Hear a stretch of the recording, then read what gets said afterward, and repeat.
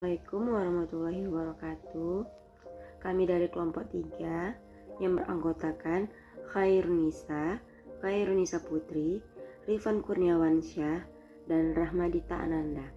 Di sini, pada kesempatan kali ini, kami akan menjelaskan tentang instrumen TDA dan TGA.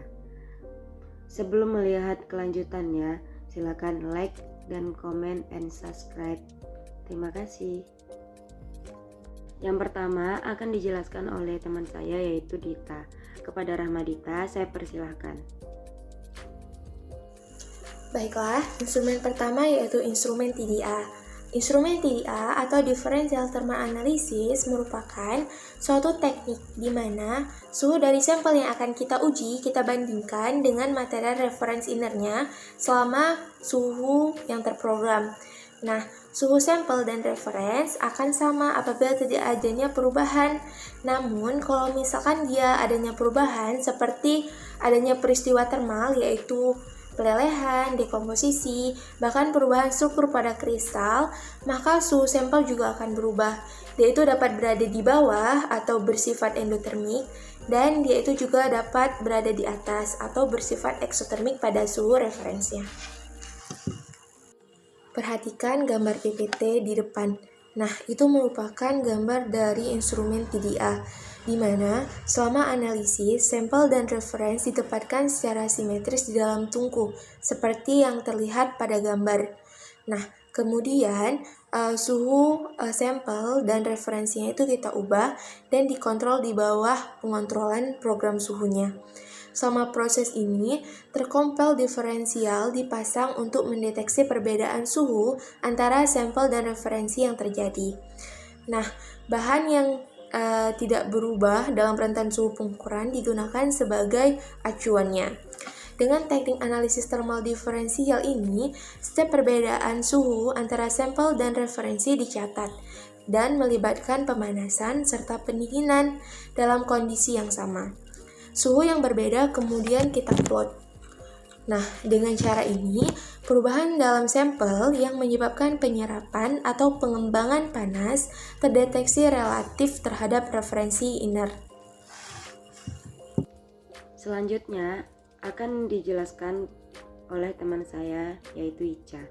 Kepada Ica, saya persilahkan. Baiklah, di sini saya akan menjelaskan mengenai TGA.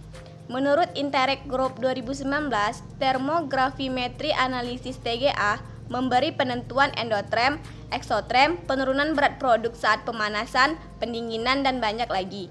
Bahan yang dianalisis oleh TGA meliputi polimer, plastik, komposit, laminasi, perekat, makanan, pelapis farmasi, dan bahan organik, karet, minyak bumi, bahan kimia, bahan peledak, dan sampel biologis. Nah, TGA dapat digunakan terutama untuk menyelidiki stabilitas termal, kekuatan bahan pada suhu tertentu, stabilitas oksidatif, laju penyerapan oksigen pada bahan, serta sifat komposisi, misalnya pengisi resin polimer, pelarut dari sampel. Selain itu, kenaikan atau kehilangan berat sampel berhubungan dengan faktor yang berbeda. Umumnya, kenaikan berat sampel dikaitkan dengan adsorpsi atau oksidasi, sedangkan penurunan berat sampel dikaitkan dengan dekomposisi, desorpsi, dehidrasi, desolvasi, atau volatilisasi. Selanjutnya, analisis termografimetri menggunakan panas untuk memaksa terjadinya reaksi dan perubahan fisik pada bahan. TGA memberikan pengukuran kuantitatif perubahan massa dalam bahan yang terkait dengan transisi dan degradasi termal. TGA mencatat perubahan massa dari dehidrasi, dekomposisi, dan oksidasi sampel dengan waktu dan suhu. Karakteristik kurva termografimetri diberikan untuk bahan khusus dan senyawa kimia karena urutan unik dari reaksi fisikokimia yang terjadi pada rentan suhu dan laju pemanasan yang spesifik.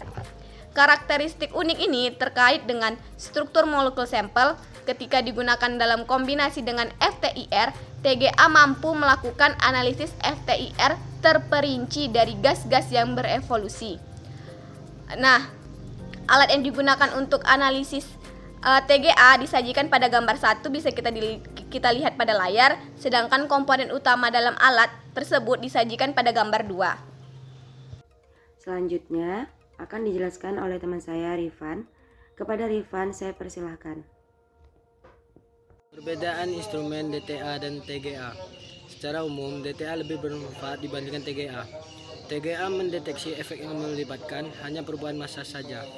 DTA juga dapat mendeteksi efek ini, namun juga dapat mendeteksi efek lainnya, seperti transisi polimorfik yang tidak melibatkan perubahan berat.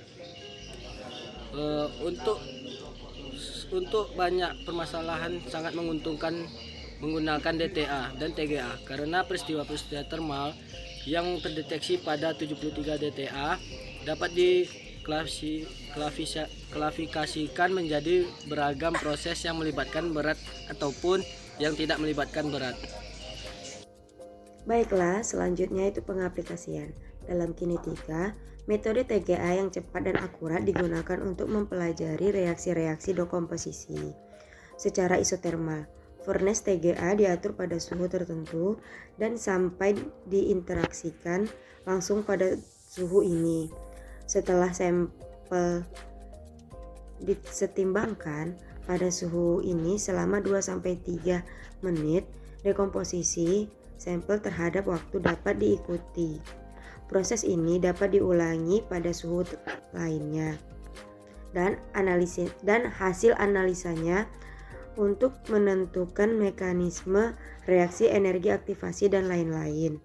Metode lain yang cukup potensial namun memiliki kesulitan pada tahap pengolahan data adalah studi kinetik melewati siklus pemanasan dinamis tunggal menggunakan TGA atau TDA.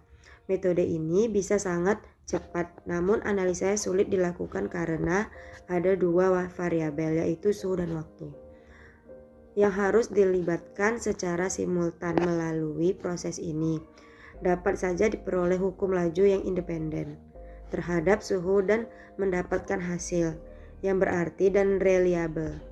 Namun, tingkat kesalahannya akan lebih tinggi dibandingkan dengan pengukuran secara isotermal. Sekian presentasi kami tentang TDA dan TGA. Semoga yang kami sampaikan dapat bermanfaat bagi kita semua.